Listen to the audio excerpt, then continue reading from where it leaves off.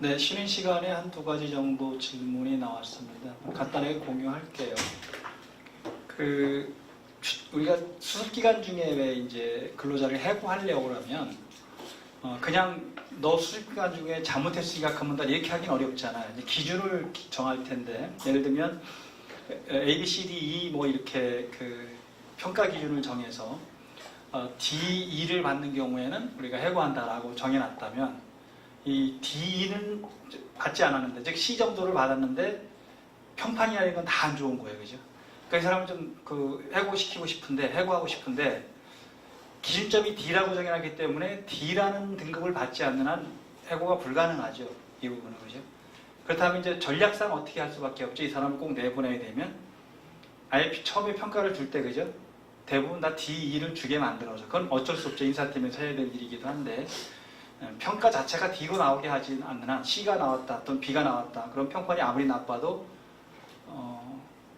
해고시킬 수 없겠죠. 그런 부분에서 수습기간 관련 부분들은 그 평가표를 잘 여러분들이 활용해야 될 그런 부분들이고요. 그 다음에 이제 최저임금의 왜 상여금의 25%를 넘거나 또는 왜 그 복지후생비의 7%를 넘는 부분은 최저임금에 산입한다 이렇게 돼 있잖아요. 이걸 잘못 이해하시던데 일단 상여금만 예를 들면 상여금 한 800%나 500% 있던 것을 이제 매월 지급하는 걸 바꿔버린 건 이제 인정이 되는 부분들인데, 이 금액이 지금 현재 40몇만 원인가를 넘어야 나머지 부분 넣는 거거든요. 그런데 매달 분할해서 지급하는 게 60만 원이다라고 하면 그 40몇만 원을 뺀 10몇만 원이 최저임금에 산입돼 버리니까 175만 원에 그게 들어가 버리는 거잖아요, 그죠?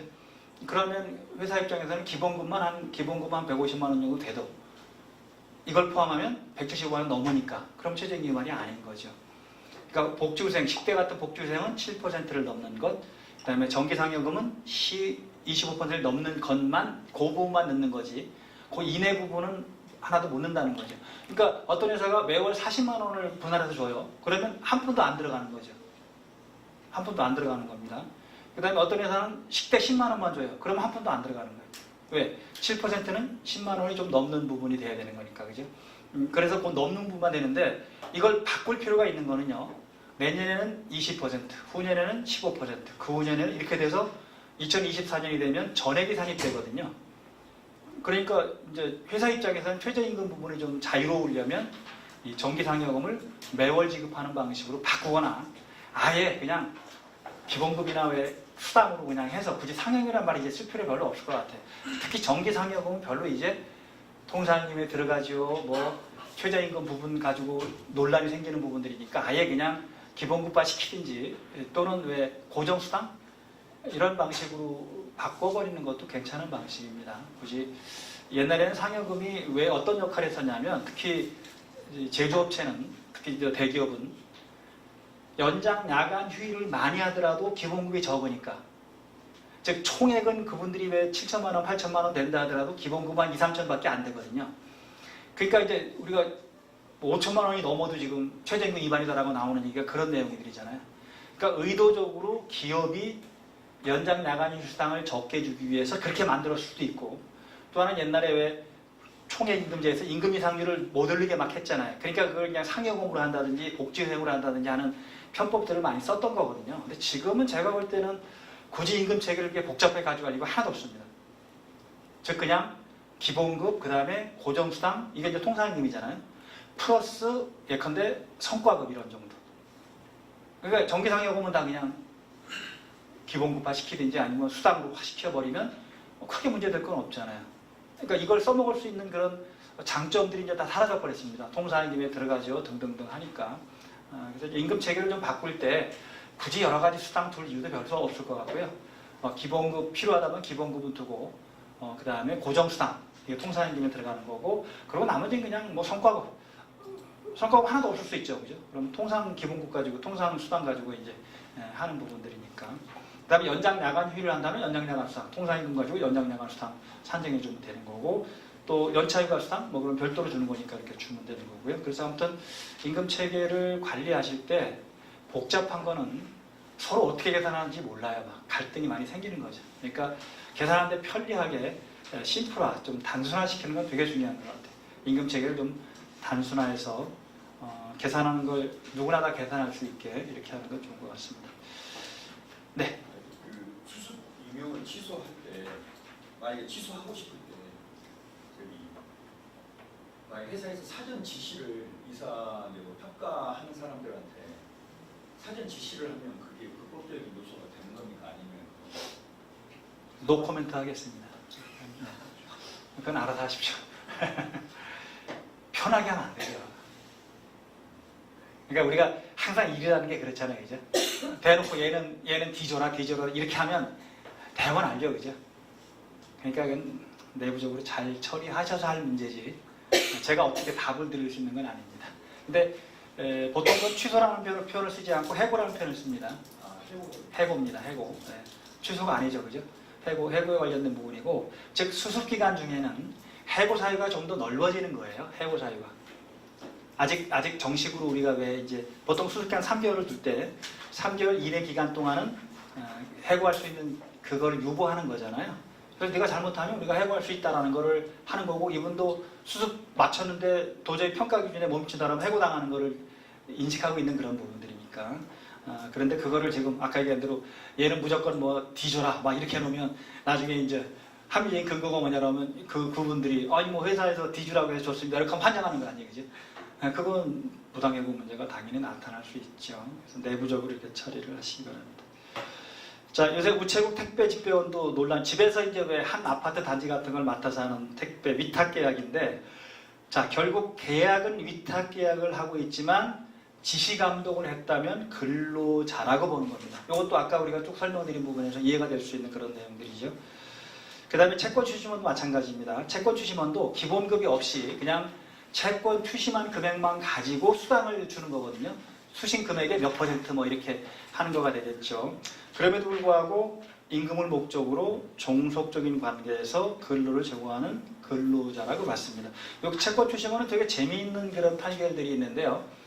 2008년에 추적기식 적용하지 않고 등등등 하면서 규정을 다 바꿔서 지시감독을 아예 안 하는 걸로 바꿨거든요. 그래서 이제 고등법원까지 그 판례에서 나온 걸 보면 2008년 이전은 근로자, 2008년 이후는 근로자 아니다 이렇게 판결했던 건데, 대법원이 야 그거 따지지 마라, 먹고 살라고 하는 건데 다 근로자라고 해서 채권 추심원들 다 근로자라고 본 그런 판결입니다. 물론 어떤 판결에서 근로자 아니라고 한 판결도 있습니다. 회사마다 다르기 때문에, 사용하는 방식이 다르기 때문에. 그래서 어떻든 최근에 들어와서는 이 근로자 관련 판결문을 좀 보면 특별한 사정이 없는 한 대부분 다 근로자로 인정하는 추세입니다. 결국 이제 왜 사용자 측에서 노동법을 빠져나가기 위해서 왜 도급계약, 위임계약 이런 걸 맺는다 하더라도 실제 여러 가지 종합해 보니까 이 사람은 보호 대상이다라고 하면 근로자라고 보는 거죠. 그런 부분에서 넓혀주고 있다 보시면 될 것 같습니다. 자, 요거는 이제 노조에 관련된 부분들인데, 불법 취업 외국인 근로자도 노조법상 근로자. 이건 왜 문제가 됐었냐면, 이제 외국인 근로자들이 이 불법 취업자가 포함된 노조를 만든 거예요. 그러니까 이제 노동부에서 이 불법 취업자는 우리나라 근로자 아니니까 근로자 아닌 사람이 포함되어 있다라서 이제 반리한 거죠. 예를 들면 설립신고를 반리한 거죠. 그러니까 이제 소송까지 가는 대법원은 불법 취업자 여부는 출입국관리법 관련 부분들일 뿐이고, 노동법적으로는 불법 취업자도 근로자라고 본 겁니다. 그러면 그 노조가 합법적인 노조라고 본 거죠. 그런 내용들은 앞으로 계속 나올 겁니다. 불법 취업자는 출입국관리법의 규율을 받지만 노동법상으로는 근로자라고 이렇게 인정한 그런 틀들입니다.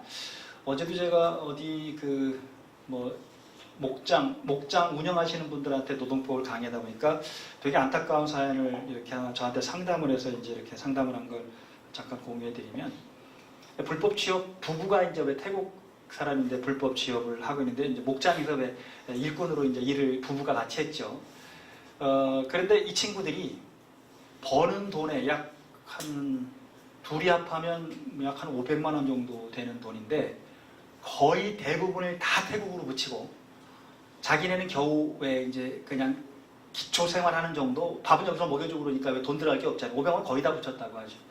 근데 문제가 이제 와이프가 갑자기 뭐 마르고 퉁퉁 붓고 막 그래서 이제 병원에 가 보니까 이게 뭐 신장 나쁘고 심장 나쁘고 다 나빠서 지금 응급실에 가서 막 치료를 받고 있는 상황인데 치료비가 지금 이게 보험이 안 되니까 엄청나잖아요, 그죠?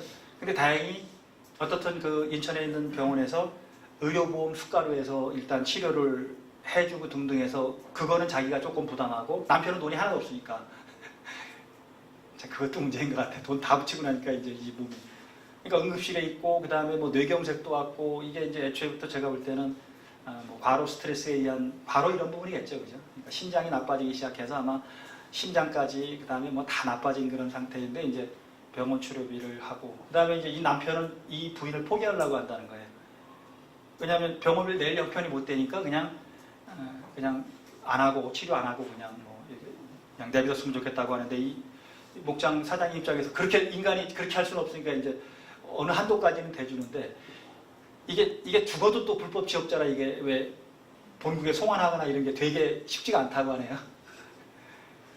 근데 산다고 하더라도 정상적인 생활이 되게 하기 어려운 그런 지금 상황인 것 같아요. 그러니까 이제는 불법 취업자는 절대 안 써야 되겠다라고 이제 하면서 그러면 나한테 법적 책임이 뭐냐 그래서 법적 책임은 없습니다. 왜냐하면 이게 업무상 재해 같으면 뭐 산재 관련 부분에서 일단 불법 취업자라도 산재는 될 수 있으니까 뭐 해주면 되는데 업무상 재해는 아닌 것 같고 내용 자체가 왜 내장 문제니까 그러니까 이제 도의적으로 치료비를 좀 대주고 하는 건 모르겠지만 아마 그 목장을 하신다고 돈이 많은 건 아니니까 더 이상 크게 자기도 뭐 고까지는 해주겠지만 더 이상 해주겠다 그래서 이제 그 외국인 보호소나 외국인 그 상담 센터 이런 데가 그런 거는 많이 도와준다고 하네요, 그죠? 그래서 본국에 송환하거나 뭐 이분은 송환돼 뭐 본국에 간다고 하더라도 지금 돈 다 붙이고 그 돈 다 거기서 모아놨으면 모르겠지만 썼으면 당장 치료도 안 되는 그런 부분들이라 참 안타까운 그런 부분이 있었습니다.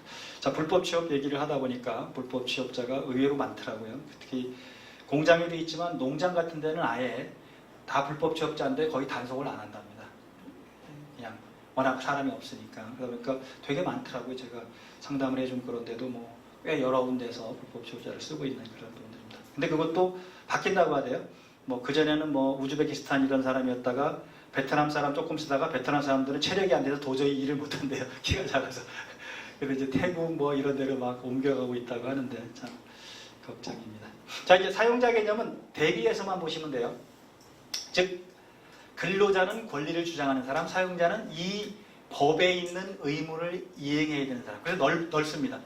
사업주뿐이 아니고 사업 경영 담당자 그리고 사업주를 위하여 행위하는 자까지를 사용자라고 합니다. 여기 사용자에 포함된다는 건 형사처벌 대상이 될 수 있다는 거예요. 예를 들면 뭐 이건 아주 그냥 극단적인 예지만 보통 왜 우리가 부인이 출산을 하게 되면 산전휴가를 가잖아요. 그 여성들이 하면 산전휴가 주면 되는데 이제 애 아버지가 이제 애 낳았다고 왜 회사에 와서 신청할 수 있는 게 하나 있잖아요. 그게 뭐예요? 예, 배우자 출산휴가죠. 배우자 출산휴가 며칠이에요?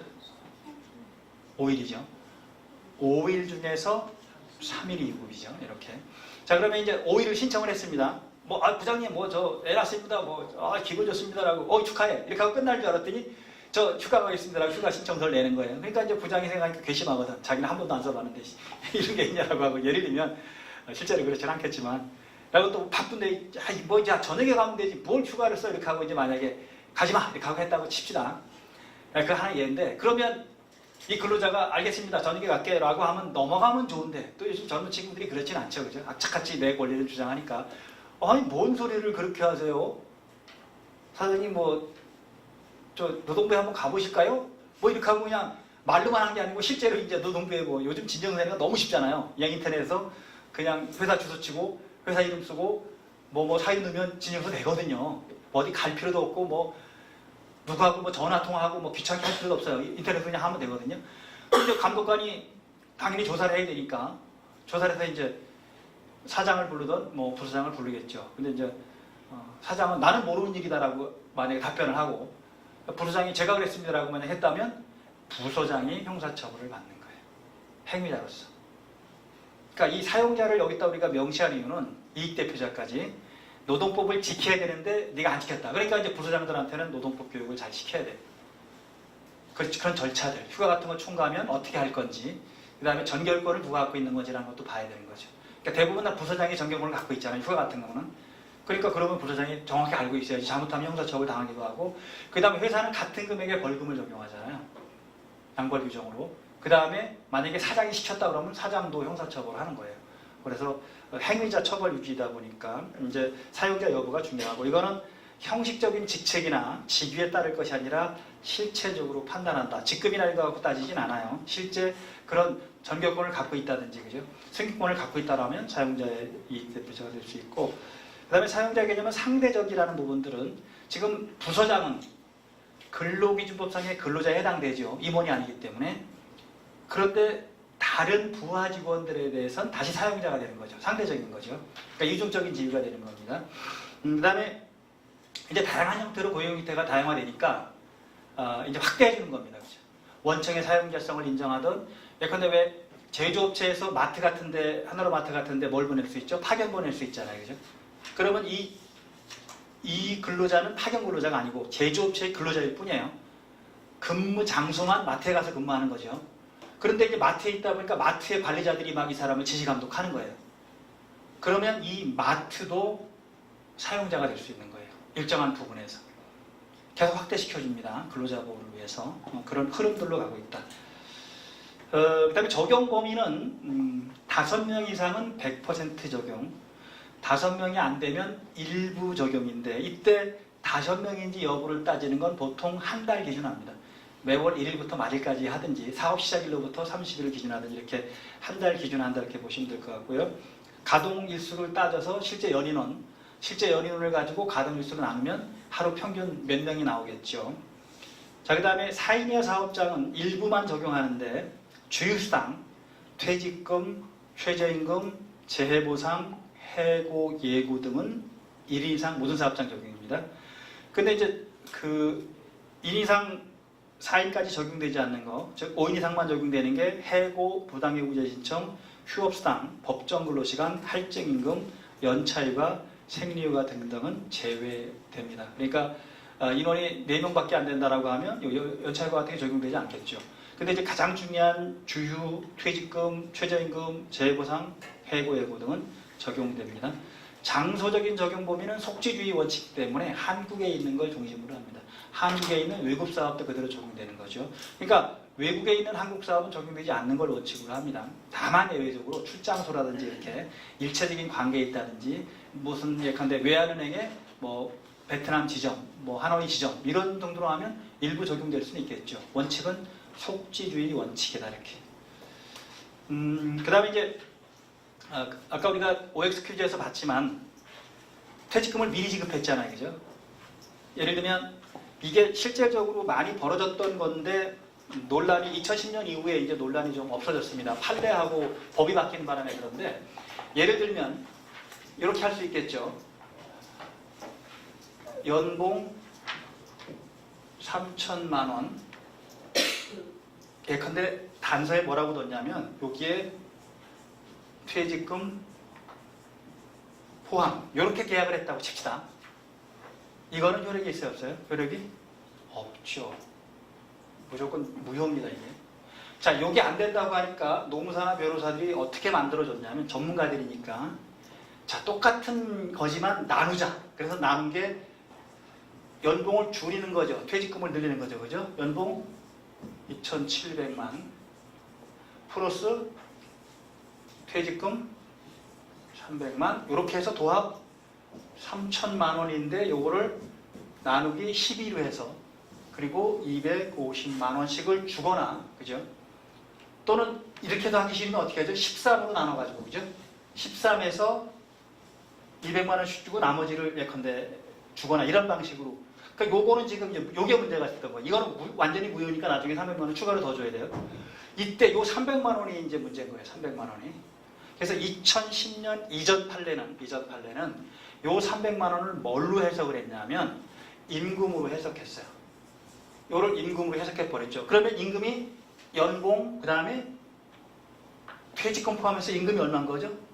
3천만 원이 된 거죠.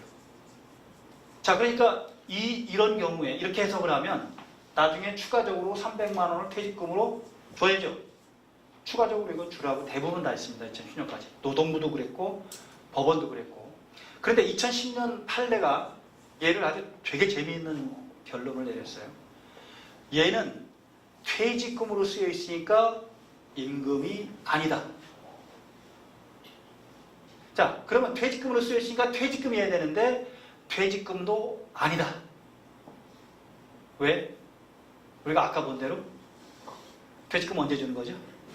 퇴직할 때인데 지금 아직 근로관계 도중이니까 퇴직금이라고 볼 수 없다. 그러니까 임금도 아니요, 퇴직금도 아니요. 그럼 뭐냐 이렇게 된 부분이죠. 그때 이제 만들어낸 용어가 요거를 뭘로 하냐면 부당 이득이라고 본 거예요. 부당 이득. 자, 부당 이득이니까 뭘 할 수 있죠? 반환 청구가 가능한 거죠, 그죠? 자, 부당 이득으로 300만 원 반환 청구할 수 있고 근로자는 퇴직금 안 받으니까 300만 원 청구할 수 있죠, 그죠? 그러니까 두 개가 거의 같은 성질을 갖고 있으니 이거를 상계 가능하다 이렇게 한 거예요.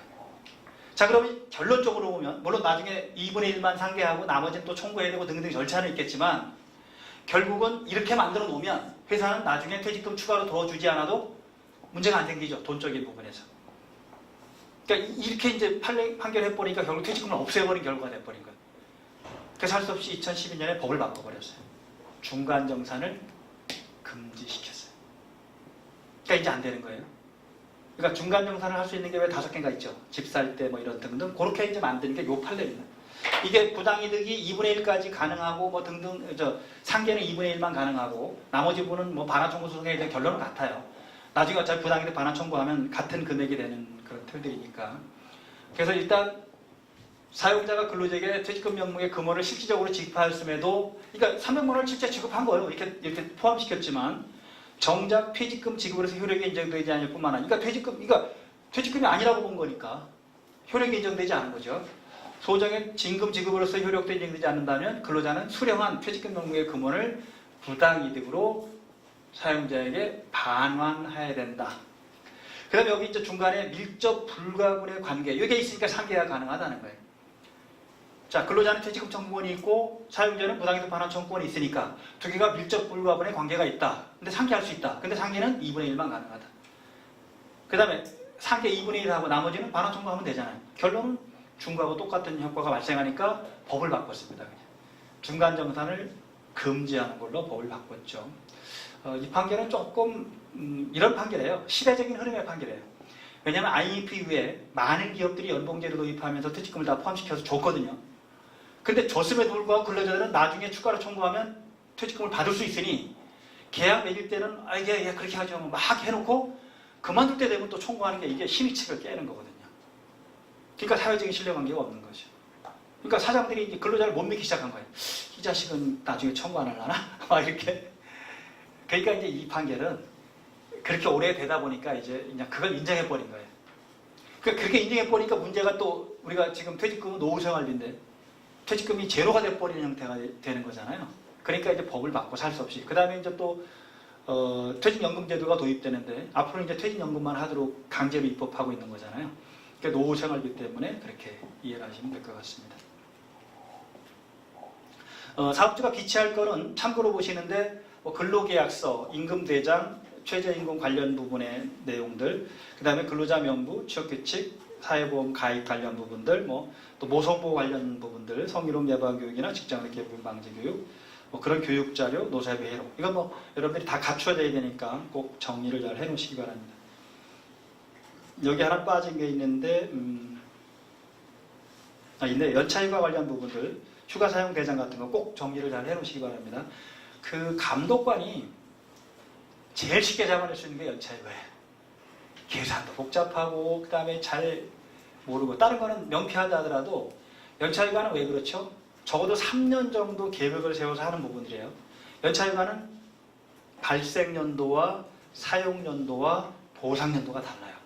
그러니까 이걸 잘 정리해 놓으면 이게 몇 년도 거냐 물어보면 답이 안 나오는 거예요.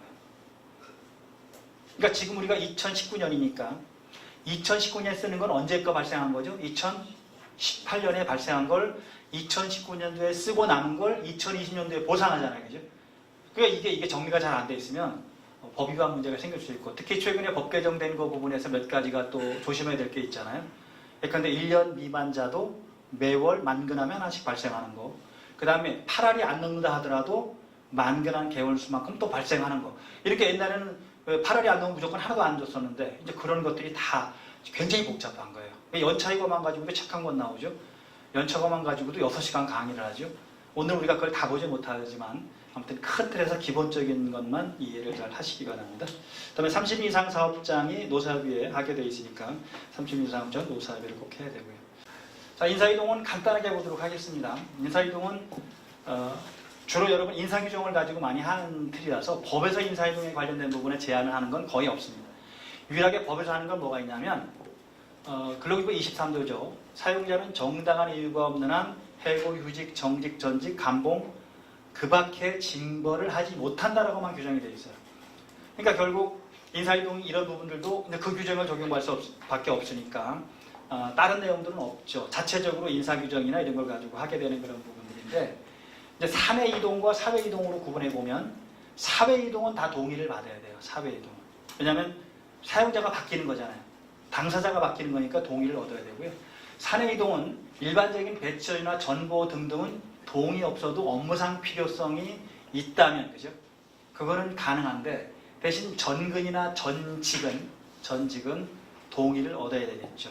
전근은 출퇴근이 불가능한 장소로 배치하는 거고, 이동 배치하는 거고, 전직은 직종이 다른 업무로 전환하는 거니까 당연히 근로자의 동의를 얻어야 되고, 동의를 얻지 않으면 일방적으로 회사가 하기는 불가능하겠죠. 일반적인 배치 전환 또는 전보 이런 거는 업무상 필요성이 있다면 또 사회적 상당성이 있다면 충분히 가능한 그런 틀들이고요. 그 다음에 사회 이동은 전적, 전출, 그 다음에 파견 등등인데 전적은 소속 업체를 바꾸는 거고 전출은 나중에 다시 돌아올 걸 전제로 해서 소속 업체를 바꾸거나 아니면 기존의 근로계약을 일부 인정해 놓고 다른 기업과 일을 하다가 근로계약 맺고 다시 일하다가 다시 돌아오는 형태가 전출이고 파견은 관련 사업체에 가서 이렇게 일정 기간 근무하는 이런 형태가 되겠죠. 이건 다 동의가 필요하다. 이렇게 이해를 하시면 될 것 같고 핵심은 인사이동에 관련된 부분은 인사권을, 경영권을 사용자가 갖고 있기 때문에 상당한 재량권이 인정된다는 거예요. 업무상 필요한 범위 내에서는 상당한 재량이 인정된다. 다만 아까 얘기한 대로 왜 여러 가지 생활상의 불이익이 있다든지 이런 등등이 있으면 동의를 얻어야 된다거나 비교 역량을 하게 된다는 거죠. 그러니까 전근, 출퇴근이 되게 어려운 부분이거나 이사를 가야 된다거나 이런 거. 전직은 직종을 바꾸는 거니까. 전적은 회사가 바뀌는 거니까. 전출도 회사가 바뀌는 거니까. 파견도 내가 근무하는 장소가 바뀌는 거니까 당연히 동의가 필요한 걸로 이해하시면 될 것 같아요. 그래서 이제 판례가 얘기하는 인사명령의 정당성은 이 내용만 보면 될 텐데 전보 등 인사명령은 원칙적으로 인사권자인 사용자의 권한에 속하므로 업무상 필요한 범위 내에서 업무상 필요한 범위 내지 그냥 일방적으로 할 수 있다는 건 아니에요. 안에서는 사용자에게 상당한 재량이 인정된다 이렇게 보면 되겠죠. 근데 이걸 비교를 전보에 따른 근로자의 생활상의 불이익과 비교, 업무상 필요와 생활상의 불이익을 비교해서 합리성이 있어야 한다는 것과 대신 반드시 근로자의 동의가 있어야 하는 건 아니다. 다만 근로계약상 근무장소와 업무 내용이 특정되어 있다면 근로자의 동의 없이 일방적으로 변경할 수는 없다. 이렇게 이제 판례가 이런 내용들을 갖고 있고 그래서 밑에를 보면 업무상 필요성이 크고 생활상 불이익이 적다면 정당한데 반대인 경우는 부당한. 그럼 예컨대 이렇게 부당한 인사명령에 대해서는 예컨대 부당 전직 구제명령, 부당 전근 구제명령 이렇게 등등을 통해서 왜 구제명령을 받을 수가 있겠죠. 그럼 원직으로 복직한다든지 이런 방식이 아마 될 겁니다. 그다음에 전출과 전적만 잠깐 볼 텐데 전출은 원래 근로계약을 일부 남겨놓은 상태에서 다른 기업과 근로계약을 체결하고 그 기업의 지시감독을 받으면서 일하다가 전출 기간이 끝나면 다시 본래의 회사에 와서 일을 하기로 한 약속이 전출이죠. 보통 일본은 이걸 출향이라고 씁니다. 대기업에는 사람이 많고 협력업체나 이런 데는 사람이 없을 때 대기업이 임금을 주면서 대기업의 직급은 그대로 유지시켜주면서 협력업체 가서 협력업체 지시감독을 받아서 일하다가 다시 예컨대 대기업으로 돌아오는 이런 형태가 전출이라고 하는 거죠. 그러면 별로 불이익이 없죠. 기존의 직급을 유지하면서 월급도 그대로 받으면서 이 월급을 일본 같은 경우는 출향이라고 해서 이 대기업이 주거든요. 불이익이 하나도 없죠. 퇴직할 때도 이쪽 그 대기업 소속으로 퇴직을 하게 되니까 불이익이 없죠. 그러니까 수량을 많이 활용하는데 우리는 그렇게 안 하죠. 사실은 전적이죠. 우리는 대부분 다.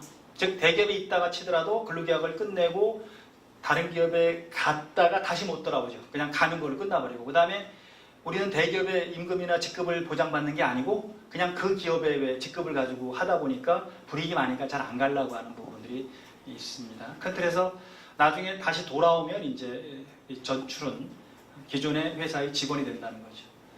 그다음에 전적은 적을 바꾸는 거예요. 완전하게. 결국 기존의 회사와는 근로계약을 해지하고 종료하는 거죠. 새로운 회사와 근로계약을 체결한 다음에 새로운 회사 일을 하다가 이제 퇴직하거나 이럴 텐데 다시 돌아오려면 또 그 회사와 근로계약을 해지하고 새로운 회사와 근로계약을 맺어야 되는 그런 게 전적입니다. 우리가 적이라는 의미는 왜 호적 이런 표현 쓰잖아요. 그죠? 소속을 바꾸는 그런 틀이니까 당연히 동의가 필요하겠죠. 자, 근로시간 휴일 휴가는 또 아주 중요한 틀이니까 10분 쉬었다가 진행을 하겠습니다.